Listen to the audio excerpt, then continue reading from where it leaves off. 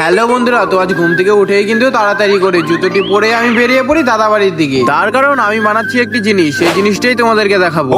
এই যে আমার হাতে কয়েকটি জিনিস যে দেখতে পাচ্ছ, এই জিনিসগুলো দিয়ে কিন্তু জিনিসটি বানাবো।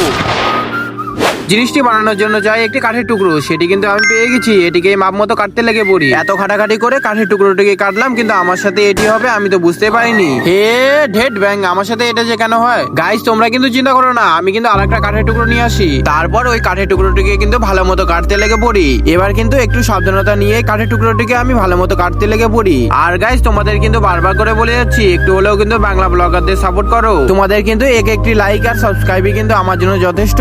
তাই এই ভিডিওটির মধ্যে অবশ্যই কিন্তু একটি লাইক করে যেও। আর গাইস আমার কিন্তু কাজ করতে করতে লেগে পড়ে খিদে, তাই জিনিসগুলোকে একটি সাইডের মধ্যে রাখতে লেগে পড়ি। তারপর বেরিয়ে পড়ি খেয়ে আসার জন্য।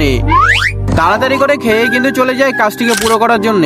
এবার ঠিক করি কাজটি যতক্ষণ কমপ্লিট না হচ্ছে ততক্ষণ কিন্তু বাড়ি যাব না। তোমরা যে এতক্ষণ ধরে দেখছো, তোমরা কেউ বলতে পারবে আমি কি বানাচ্ছি? যদি তোমাদের মধ্যে কেউ জেনে থেকে থাকো তাহলে কিন্তু অবশ্যই কমেন্টের মধ্যে বলে যাবে। আমি কিন্তু বানাচ্ছি একটি বন্দুক, যেটি আমি কালী পূজার মধ্যে ব্যবহার করব। আর তোমরা যদি এই বন্দুকের ব্যবহার দেখতে চাও তাহলে অবশ্যই কিন্তু কমেন্টের মধ্যে পার্ট 2 লিখে দাও, আমি নেক্সট ভিডিওর মধ্যে তোমাদের দেখিয়ে দিব।